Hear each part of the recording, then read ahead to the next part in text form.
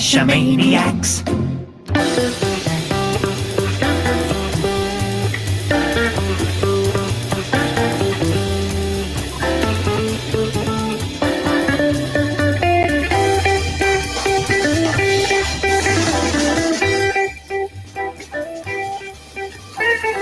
Geo Gearheads. Hey, welcome to Geo Gearheads. This is episode 494, Daryl. We're coming up on episode 500. Quickly. Like a bunny or just like quickly? I don't know. I haven't figured that part out yet. Okay.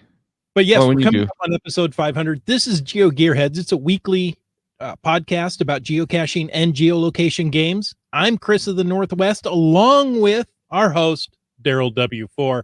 Daryl, so good to see you again this week. Yeah, but you know what? For the guys who are listening to this in the car, they can't see me. And they can't see me either. And that's Right. better for them. I was just going to say that's the best way to experience us. Exactly. It's even better if you turn us all the way down as well. So it just becomes, 45 minutes of silence. Oh, enjoy your me time. Exactly. You're listening to your podcast, but we won't get in the way of your thoughts.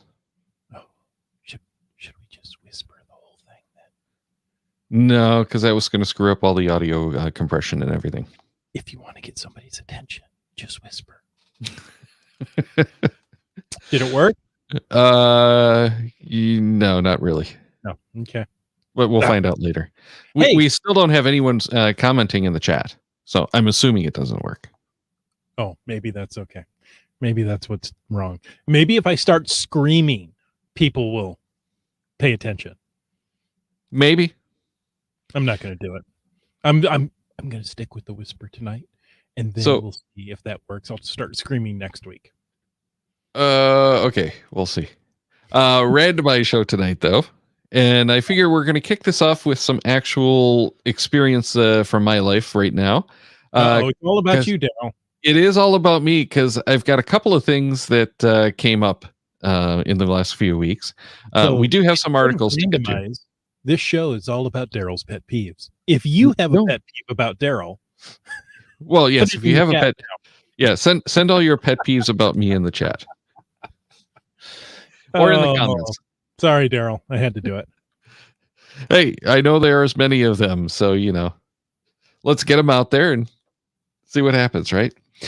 Anyway, but I am getting very close to matching last year's find count. More importantly, we're at that point in the year where we've actually surpassed the number of caches today. So we're over one cache found for every day of the year, which is kind of where I wanted to be. Mm-hmm. My goal for this year, I made really easy, which was find more caches than I found last year. I don't know. Last year was a really bad year. Okay. We had 65 days during the first part of the lockdown that we did not go out and find a cache. And your government thanks you. It had almost nothing to do with that. Oh. It was strictly we just have so much going on that we really couldn't get out. And it was terrible weather at that point anyway. Mm-hmm. It didn't really make sense to go out and go caching, though I kind of wanted to. The 14, 15-hour days on a regular basis, including some weekend time, and then trying to get everything caught up and, shopping, just going, like, doing your grocery shopping took a full day. So I couldn't get out. Yes. Everything took longer at the beginning of the pandemic. Yeah. Yeah, and you had to go to multiple stores to be able to get what you needed. So it was toilet paper. It was terrible. Just I couldn't get out to go find caches, especially because I had gotten most of the easy caches in the area. And you couldn't place new caches. Yeah, true. And there were no events. Yeah, so, we just didn't get out for caches. Ended up with it might have been like 67 days, but it's our longest dry spell. It will forever taunt us on the stats page. Mm-hmm. And I only ended up with like 200 and something odd caches last year. So it's not that hard to beat, but that was my goal. Well, one good power trail can fix you right up. Yeah. Yeah. Well, and I don't want to just do power trails. And we've done a few power-ish kind of trails, but we haven't done the big power trails. So we're only 8 caches from matching last year's, which we're not even halfway through the year. Well, that could be 2 adventure labs. Yeah, it would be 2 adventures to, but that has certainly helped. Having the adventure labs, going out and doing them, which is part of what we were doing. Yeah, it's kind of sad because I'm having a hard time finding good caching areas. So I kind of base the cache adventures now on where are the labs. I'll go to an adventure lab and then cache around that area. In part because I'm looking for good content for the vlog as well. But, it's going out, finding we've been trying to get to that more than 1 cache a day, because ultimately I wanted to find at least 1 cache, 365 caches for every day this year. Right. I haven't done that in a couple of years. I want to be able to do that, at least that many caches a year. That's typically my goal as well. I'm well down this year. So on Father's Day, they asked, what do you want to do? I want to go out caching. I haven't done it in a while. Actually, I went out and did maintenance on a couple of caches. Okay. I don't understand why people put containers back in different spots than they found them. But that happens all the time. And one of the caches that we found this last weekend, we actually sent the cache owner a private note with a photo of of what we found. It was a bison tube on a hanger in a stop sign kind of thing. The bottom part of the bison tube was gone. Probably down in the pole. Dropped accidentally, sure. Yeah, we have no way of getting it. So come on. I've watched Wit's End with 2 sticks work one of those up and out. It took him, 30 minutes, but he did it. Well, this isn't one of the standard signposts. This is like one of the big pipes with the sign, so there's no holes to go through. Oh, okay. Never mind. If that were the case, we would have had a better luck. We could have at least seen it. But yeah, we couldn't see anything. And to make it worse, it's right in front of the Jimmy John's that's also getting ready to open for the day. Not the best spot to be playing with that. But I did send him the photo. On the messenger, the geocaching messages. Love that. Yeah, it's awesome. He messaged me on Monday, hey, I'm out here and I can't find it. Where did you find it? Turns out someone had moved it from where it was supposed to be. It's in totally the wrong spot, which is also a relief because it was like 20 feet off, which isn't too much, but it put it right in that bad location. So if it had been closer to where it should have been, it probably would have been a better hide. And we could have actually messed with it. But yeah, so, we did find a cool adventure lab that I really, really enjoyed that took us to some really cool places. Got some video, which, we ended up not using because we didn't end up making a video out of it. It was just a day of, not even a full day, but like a morning of going out caching. It was getting really oppressively hot and humid that day, so we wanted to get some caches in beforehand. And so we spent the morning going caching, hit this adventure lab. Beautiful, cool places. All of it themed around water power. Hydroelectric dams, old grist mills, all of this kind of stuff. So we really enjoyed doing that adventure lab and checking out these locations. However, we had a big problem at least 2 of the locations. And I wasn't even there. No. And I can't even blame you for this one.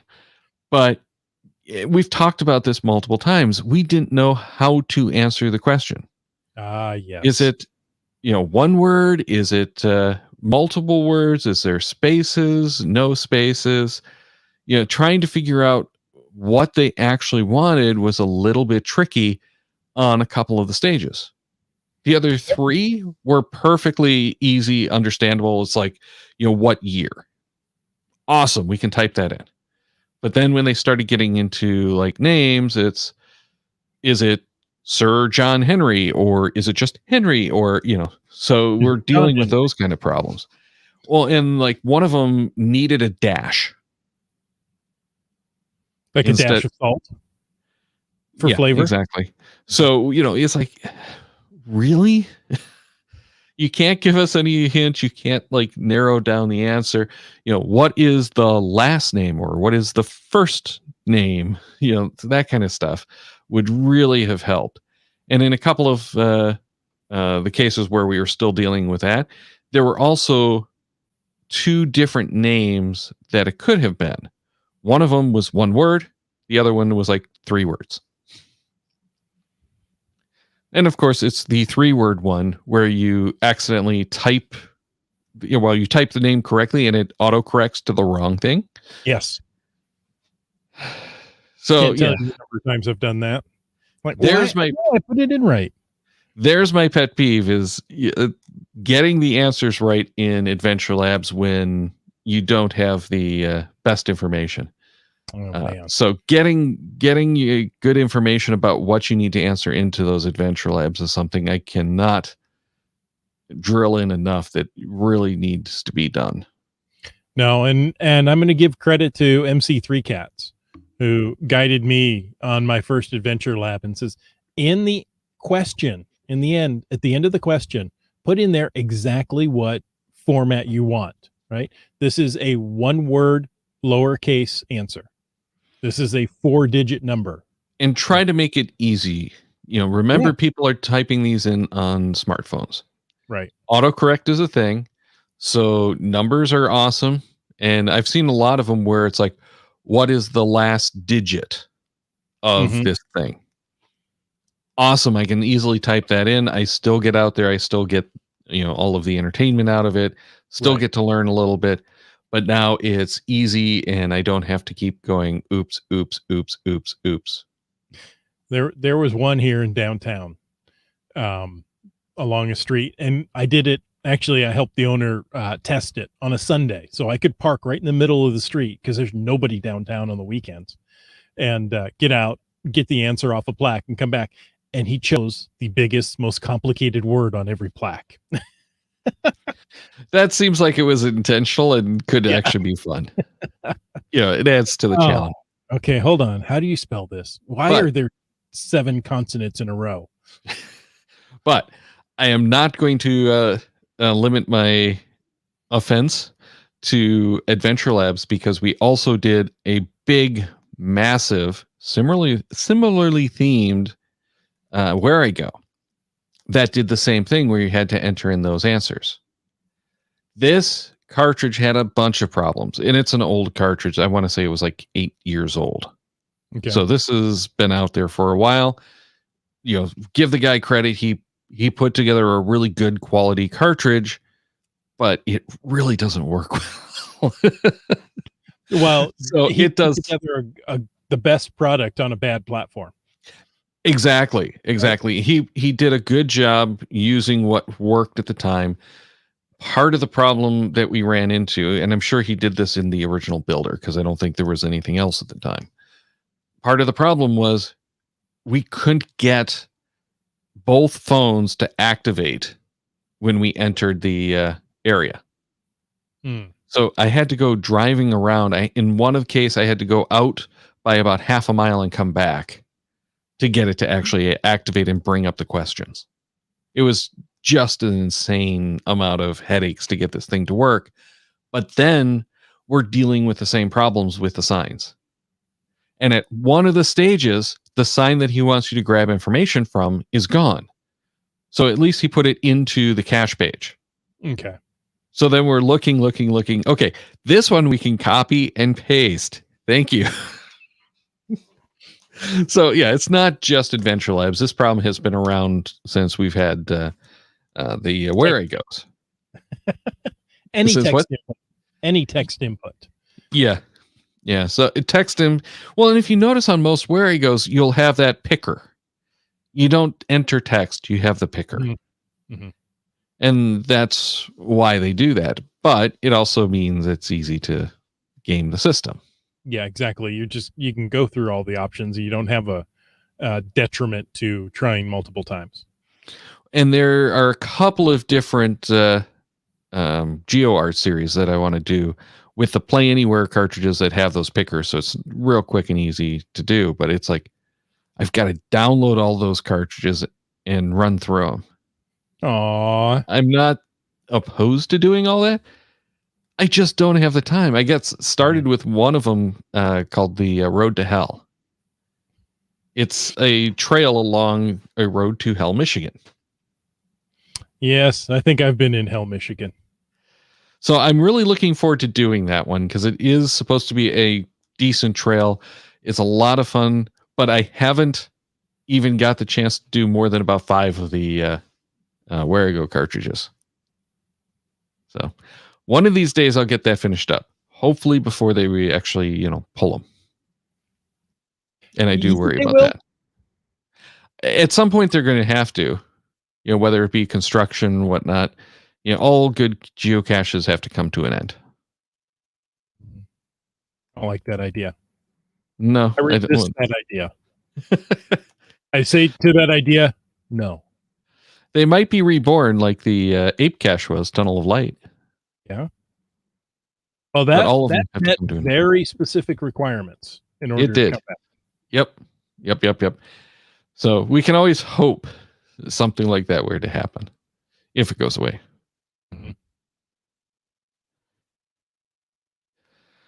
Such fun, huh?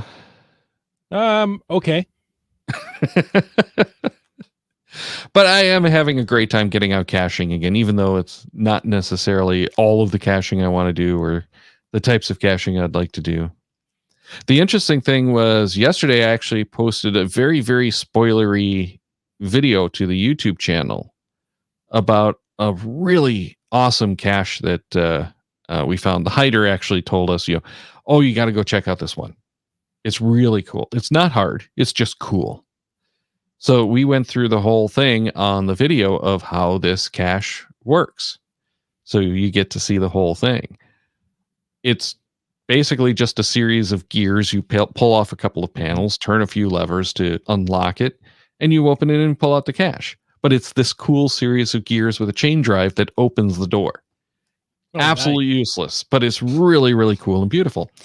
So we went and produced that video, and it's like a TikTok-ish video. I have no idea what that is. Short form. I know. I'm joking with you. Yeah, but it's it's a short form video. It's produced for YouTube, not for TikTok. But it's really just a cool spoiler video. See how this cache works in 30 seconds.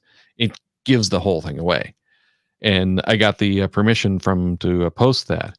But there's a few of the caches around here I want to do that kind of video for, and I'd love to get the permission from the hiders to do it. Mm-hmm. But the way that I want to do it is go out and produce it and say, here, this is what I want to post. Do you have a problem with it? And let them make the call on the final video so that they know exactly what's going out there. But it's all about, look at this great cache. Go check out his hides. Go imitate his hides, see if you can one-up him. Well, there you go. This is someone who's working in a very specialized end of construction and does some very, very cool containers. And the first contact I had with him was over doing one of his caches. And again, we included a little bit of how it works. We didn't get too spoilerish with that one. But it involved a balloon. So we showed the blow up the balloon, stick it on the nozzle, and the cache pops up kind of thing. I don't remember exactly what it was. It's a year ago. But it was like, I tried not to spoil it, but it still includes some spoilers. So again, I ran the video by him. He's like, thumbs up, go. And so we've talked back and forth a few times, again through Messenger, and we actually ran into each other when he had to come out and do maintenance, because one of his caches that we also included in the earlier video didn't work as it should. It required batteries that had gone bad. On flat, as the British say. We also ran into another problem that we didn't realize after he replaced the batteries and we were there playing with it. It's right next to a soccer field. Well, no. It works, but it's right next to a soccer field. It's so loud coming off the soccer field, even though there wasn't a game going on, they were just prepping. It's so loud that you couldn't hear anything in there. So the cache doesn't work. You have to do it when there's no one on the field, because it is an audible cache. That's kind of cool. It was awesome. I loved it. Again, it's one that we had to include. He also had another cache in the park that we showed. And again, we got permission from him to post these because it's spoilerish enough. I wanted to make sure. Sure. It's unique. It's not, like the only one, but it's unique. So one of them had the magnet on a rope, mm-hmm. and the pole that you had to get the cache out of.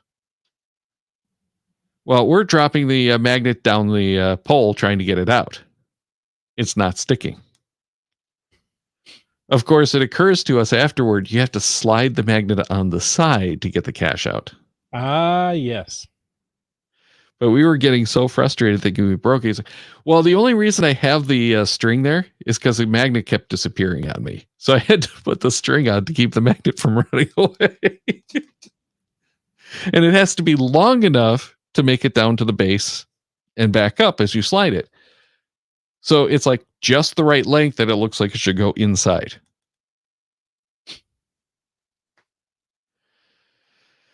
But does it reach all the way when you do that? Yeah. Okay. But the problem is the way that he's done it, it's a plastic container and it has magnets on the side to match the magnets on the on the tool. Or maybe it wasn't magnets, but I'm pretty sure it had magnets on the side so that when you slide it up, out comes the container. It grabs, like as soon as you get it there, it grabs, so it worked. Very cool cache though, so well worth it. And there were some other cool, not gadgety caches like that in that park. So again, that one made it worth doing the video for it. Some of these other ones, like the one we did this weekend, there wasn't enough of a story or theme there, so we just didn't do a video on it. Instead, we ran this cool video that we produced weeks ago that spoils another cache that we had done that's absolutely awesome. What is with you and spoilers right now, huh? Yeah. Well, I don't like doing spoilers. However, you wouldn't know it. So a lot of the time, without the spoilers, you're not going to get the coolness of a cache, on the video. Okay.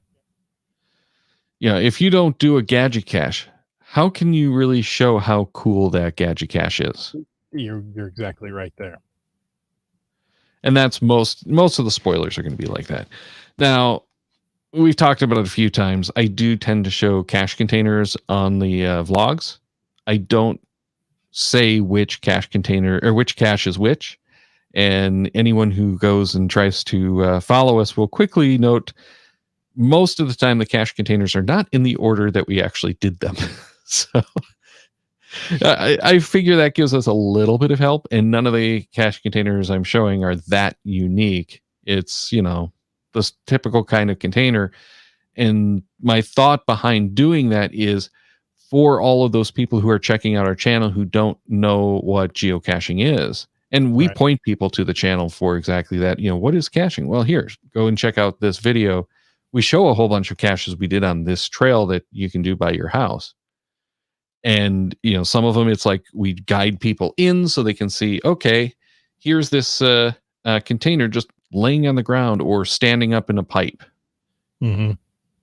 It's really about, hey, here's how some of these are hidden so that you don't get quite so frustrated going out for your first cache find. Yeah, you can. And a lot of it came from, when I'm getting these questions during COVID, no one wants to go hang out. No one wants to go hit the trail with someone else. They're looking for stuff they can do in their little pod and not have to worry about it. So, yeah, it was a lot of fun. Yeah. And Chris disappeared for a moment. Okay, Daryl, hear about enough of your talking. Okay, I'll let you talk. How's that? I'll just disappear for a minute. Sorry about that. I dropped out for just a quick moment, and I'm back. Are we going to play Windows Update? I hope not. I played that game earlier. Apparently, I've won, but there is no winning in it's Windows a long updates. game like Monopoly. So you may win. There's one less round. losing. Yeah. Oh, the Windows Update game. Hey, this is a randomized show.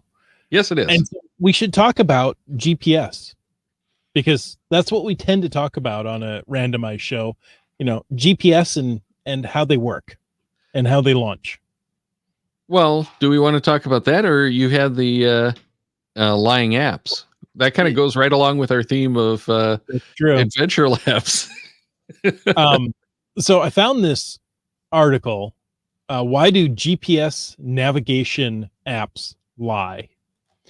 Well, and we answered that question before we even read the article. It's Skynet. They're trying to, get all the meatbags to drive off cliffs. Exactly. So, that GPS routing that takes you, into a lake or something like that. Yeah. It's Skynet trying to take over. But it's a rather long article. And he goes into some interesting things like miscalibration of compasses. I mean, your compass calibration does affect your GPS accuracy on a smartphone. Yeah, specifically like your guidance of where you are and that kind of stuff. Yeah. But what he talks about most is map layers. And so, the map we look at, even Google Maps, are made up of multiple layers, right? You've got your buildings, you've got your roads, you've got your terrain. You may have some elevation on there. You may have other things, other layers.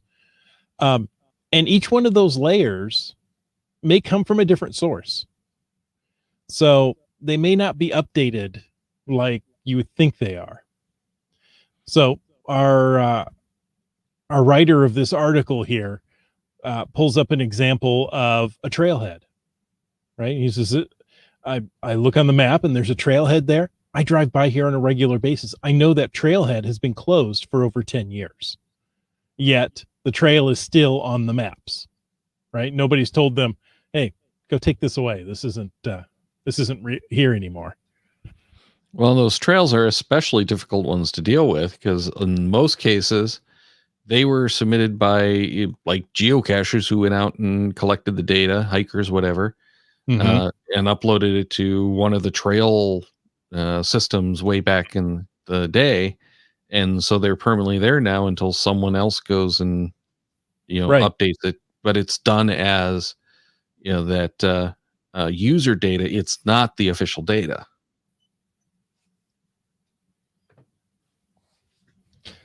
Roads when we're geocaching, we don't have roads. Yes, but you hope that the Forest Service roads, I guess those are still called roads, are updated, right? As you're driving along, you really hope that those are updated and accurate. So the other thing is, when you zoom out of a GPS application, the coordinates get more averaged, more loose as far as where that pin is. So that's another one that he complains on. And he's particularly using Gaia GPS. That one I don't know of at all, actually. I haven't heard of that one myself either. Huh. He's also saying, that heights, the mountain heights or hill heights aren't accurate, and that may be. But Well, and there's some issues inherent in the way that they do the topo maps, mhm, which, are the foundation for most of those elevations. It has to be every, 10 feet or, 50 meters or whatever that is for it to draw a line. So you're inherently losing a lot of the detail, especially those like sharp rocks, and the trails won't necessarily show up on those because there's, these big major changes that have to take place before it gets logged on the map. right. It's Or not a full contour. or each layer may not be using the same unit of measurement. Yeah, the same Right. resolution and Or the same resolution, right? So your imagery, when you look at the buildings live, you look and go, well, how come the road goes right through the middle of the building? Well, things didn't quite line up right. But it doesn't. But you take that, as a with a grain of salt, because as a geocacher, we've been using GPS and maps for so long that we look at that and go, well, I know what it's supposed to mean, and move on. But to a new user, that could be very confusing. And, how am I supposed to do geocaching when my GPS has me, in the middle of the street? Well, there you got to use a little common sense. And you know what I'm finding? Common sense isn't all that common. Yes, I was going to say there's so many geocaches that I've been coming across these days that are posted in the middle of a street. Mm-hmm. You have to really use common sense when you get there to figure out where it is. And it doesn't always end up where you think it's going to be. Mm-hmm. Just as long as it's not actually in the middle of the intersection, you're good. I did do, I went and looked for a geocache when I was out that is right at the exit of a Starbucks drive-through. I hate those. We have one at a Taco Bell. We have another one at a Wendy's. I've just hit ignore on those. So, while I'm there, I'm looking right down the carpool or the drive-through lane. I'm like, this is not good. I'm not going to stay here. Uh-huh. Yeah. It's like, how is this not going to end up badly? Yeah, exactly. Yes. So there you go. I too have geocaching pet peeves. Not just Daryl. Yay! At least I'm not the only one.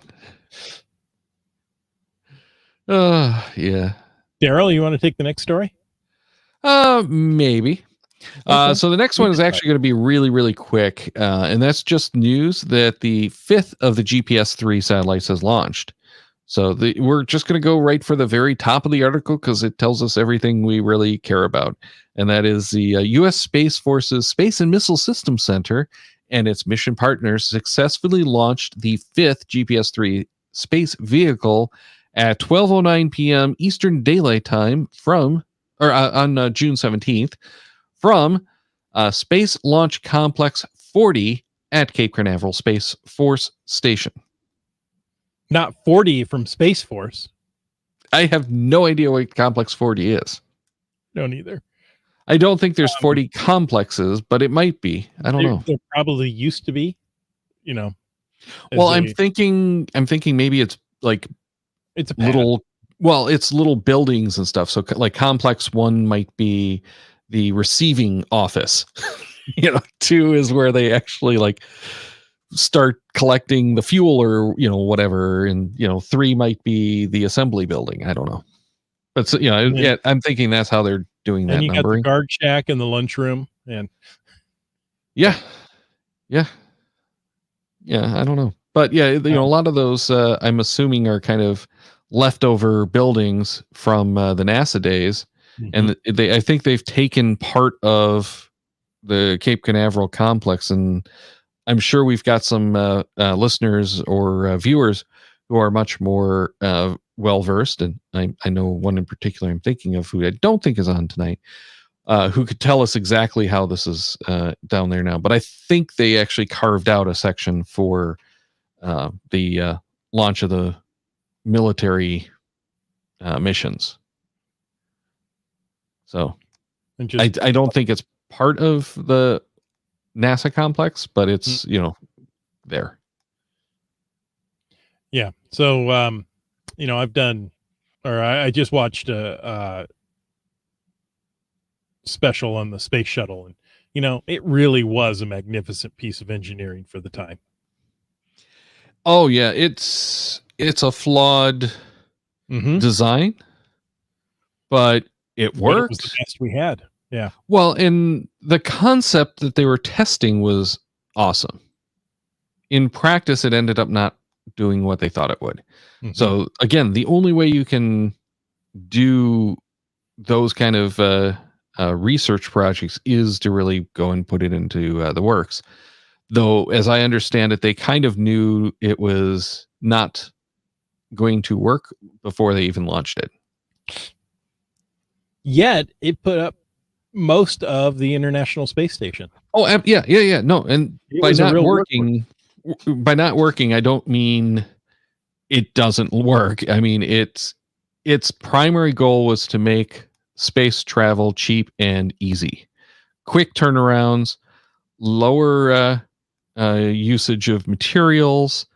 But in practice, it ended up not really saving anything because in order to get that reusable vehicle in the plain kind of function that they did, it ended up being bigger and heavier than it should have been to, do the same job. So that's why we're back at rockets. Though the current ones are very cool. Starcasher's commenting on my geocache at the end of a drive-through. He says, those are the ones you put on the list to do in the middle of the night. Now, this was a Starbucks drive-through, so by 6 p.m., they're pretty much done. Yeah, well, talking about the places that are closed right now, which we were doing before the show, we've actually got Starbucks up here that are closing at like 2 p.m. Oh.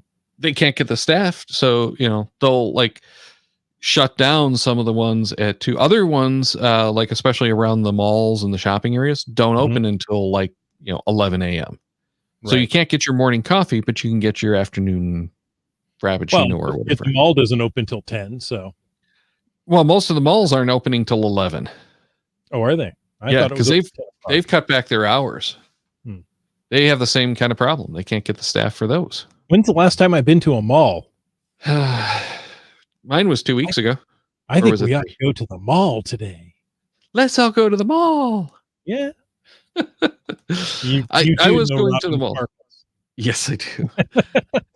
I was going to the one mall almost every weekend, just throughout the winter, even because it was you go early in the morning and you don't have as many of the crazy people, and it was empty enough that we felt pretty safe running around. And we actually did a lot of shopping there. They have the Bass Pro Shop, which we spent way too much money getting clothing. A Disney store where we got a bunch of the stuff for our vlogs. The Lego store where we spent way too much money. In Houston, Texas, Dave says that Amazon is buying all the mall property. Our local Sears got torn down, and they're building this building. And the first thing my wife said is, I wonder if that's an Amazon, warehouse. I'm like, probably. They're building it out. I don't know. What's been happening at a lot of those malls, and talk about Randomize now, but what's been happening at most of those malls is they are killing off the anchor buildings. Like literally they're tearing them down, bringing them all back, consolidating, because the full-size malls that were successful in the 80s and into the 90s aren't sustainable anymore. The big anchor stores are failing, and that's what drove them all. They're the anchors. So they're tearing those down, and in the outside of the parking lot, they're putting up the warehouses. And it's not just Amazon. They're also putting up FedEx and UPS as well. Instacart, I think, had one that they put up somewhere in like the Austin area at one of those malls. So, there's been a few stories about that. It's not just Amazon. It's just Amazon is the biggest of them doing and Amazon has a 4-star store in my local mall now. Oh, really? So I go in there and I get Amazon gift cards when I forget to get a gift card for someone. Yeah, because you can walk in and you can pick it up right there. But it's Nice. also cool to just walk around because it's all of this stuff that's 4 stars and better. Mm-hmm. So it's the stuff that's rated well and where they can strike a deal to keep the stuff in the store. But they have a lot of the things like the Amazon branded cables. So if you want a cheap charge cable, Amazon you can Basics. walk in there. Yeah, pick up. Yeah, Amazon Basics. You get the Amazon Basic charge cables Mm-hmm. for like $3 or $4, and they're decent cables. They're decent. It's still yeah. I'd still rather have my preference tends to be the Anchor Powerline 2, I think it is, Mm-hmm. where it's got the braided shielding, but it's the molded, tapered, rubbery kind of connectors, and those I don't have nearly the problems with the failures. So that's why I tend to buy those. And you can tow a car with them. No, I can't. Jim Stark says that in Toledo, the former grounds of the Southwick Mall is now an Amazon distribution center. You know what? I used to ride my bike to the Southwick Mall. I really enjoyed the Southwick Mall. Now, it was, like a 2-hour bike ride to get there in the summer, but what else are you going to do as a kid? You grab all the quarters you could get, and we'd go to Southwick, play video games, and ride our bike back. There's one in the, I believe it's Akron area that is actually a kind of famous mall called Rolling Acres. And I believe that's now an Amazon distribution center as well. Now, Southwick had been empty for quite some time. Yeah. They tore it down, and, it was just nasty grass growing up through the foundation, the parking lot there. Oh, yeah. Yeah, I think Rolling Acres actually was up for most of the time that it closed. But I think they tore that one down because of problems in that area. It was notorious because of problems. Okay, Daryl, I lied to you. You lied. Yes. And I lied to all of you listeners, and I apologize. I was at a mall a couple of weeks ago. Oh. We went for our anniversary to Texas Day Brazil. Oh, cool. Which happens to be at the mall. Now you can get to it without going in the mall. But it's at the mall. Entrance. It's at the mall. And then after dinner, we went into the mall to a mattress store and looked at mattresses. Didn't buy How one, sad is it that there are mattress stores at the mall? I know. And that's what I find so depressing is the stores at the malls these days just don't seem like they should be at a mall. They don't need to be there. Well, the mall that I go to most often, because it's an outlet mall, is they have a sundry shop like your Hudson News in there. And it's like, okay, this kind of makes sense, but how does this make sense for the mall? Mm-hmm. And it's a sundry shop. Most of the stuff in there is available at the food courts. Yeah. So Free sample. You walk around the food court 6 or 7 times, you get your free samples, and the free samples are gone right now. Yeah. Houston, Texas Dave likes the mall food courts. The best thing about the mall food court is the ease that you can all get the food that you don't hate. Not that you want, that you don't hate.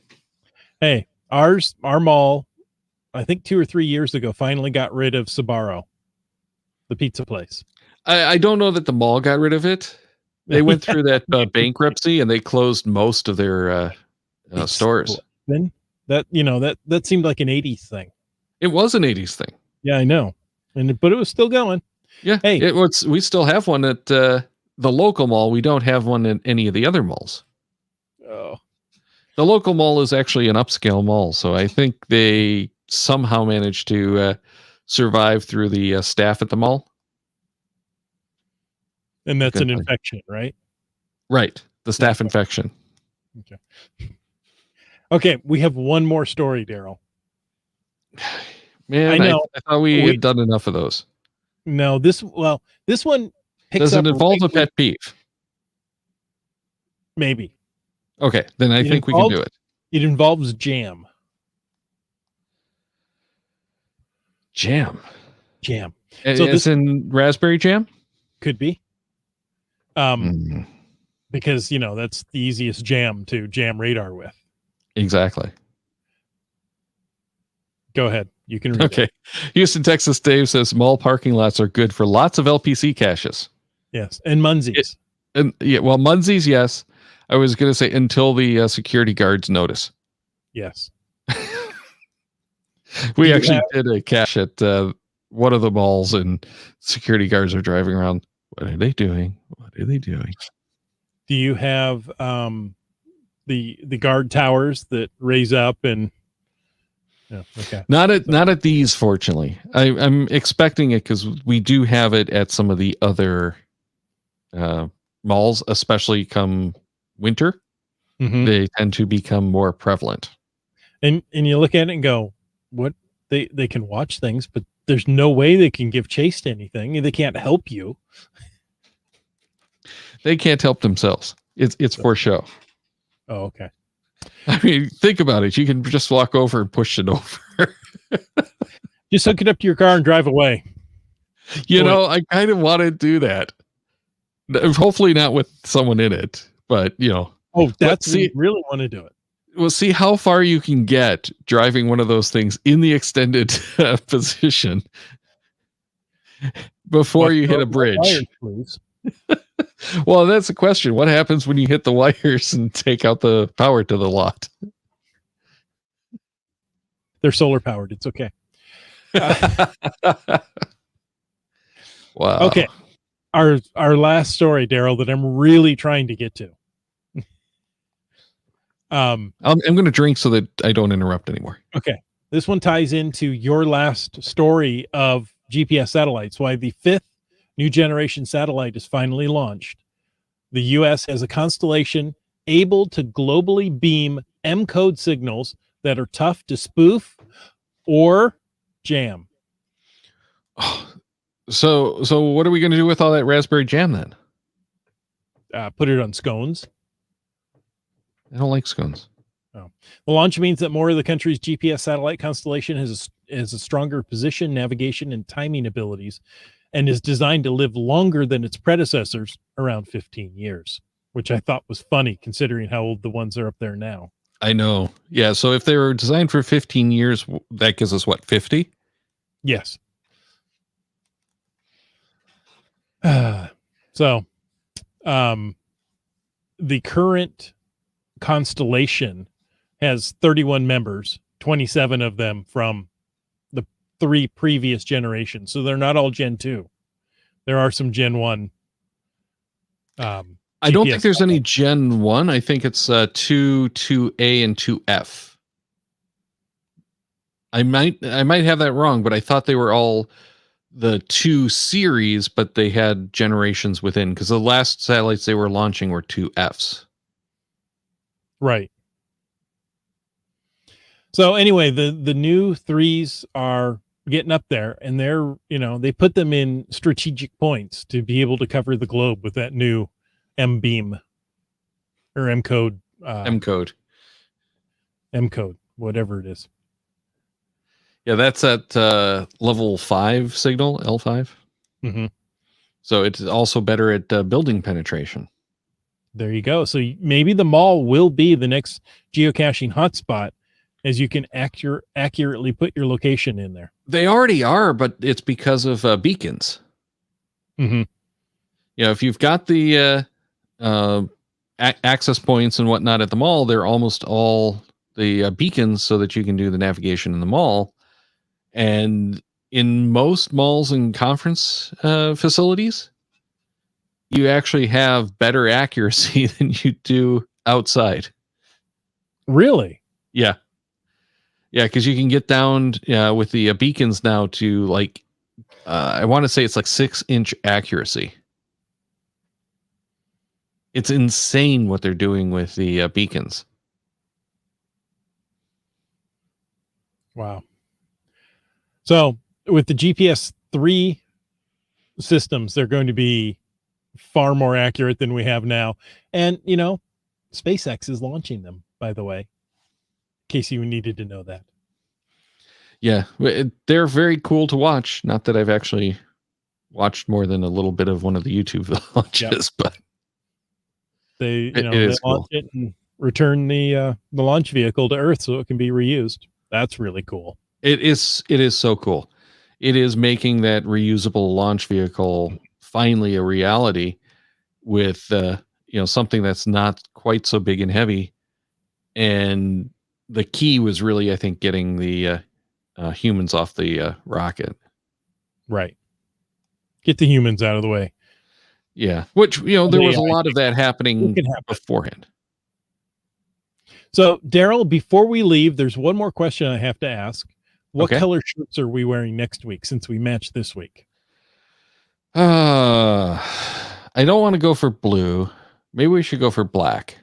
Okay. For the sadness that is the end of the half year. But we'll be coming up on 4th of July. This weekend is going to be miserable here. Well, I don't know about miserable. We're going to get over 100. They're predicting 104. Oh, ow. It's going to be wet and rainy and not very nice. So we're kind of in the same boat. So I don't know if I'll get any geocaching done. I think I may just want to stay in the car. Maybe I'll do adventure labs. I'll drive around with air conditioning blasting. The not so secret secret is we've got one of the Statue of Liberty Lego kits from the architecture series. So our plan is, because it's going to be so yucky out, Renee and I are going to sit down and actually build that on camera for a 4th of July special. Nice. How tall is it? I don't know exactly. It's not that big. I think it's about, like 1.5 feet ish. Okay. But we also have one of the little brick heads of Lady Liberty. So I'm kind of anxious to do that one as well. Nice. Houston, Texas Dave says we should wear yellow or summer red. And I could be summer red by next week. Well, maybe we need our patriotic shirts next weekend or next week. Blue. So there you have it. I like making up colors. That's a lot of fun. Yeah. Getting my house painted right now. I know all about colors. Oh, I'm sorry. All right. No. Okay. Why don't we put everyone out of their misery for this week and in the show? Sound like a good plan? I love it. But next week, we're going to be back with Jennifer from Team AJK to talk about the puzzles yet again, back by popular demand. Yes, she is. She's very popular. All right, so check the cache meeting. What was that? Sorry. And demanding. And she's not very demanding. Oh, sorry. I got that wrong. Nope. She's nice and easy to get on the show at least. All right, so check the Cache Maniacs website at cachemaniacs.com for more on the Geo Gearheads, including show notes for this and all of our episodes. We love hearing from our listeners, so leave us feedback by emailing geogearheads at cachemaniacs.com or through social media. Your support helps keep the Cache Maniacs shows coming. Please consider becoming a patron through the link on our website to support the Cache Maniacs shows. Geo Gearheads is produced by Chris Nuffenauer and Daryl Wanberg. This show is copyright 2021 by Daryl Wanberg. All rights reserved.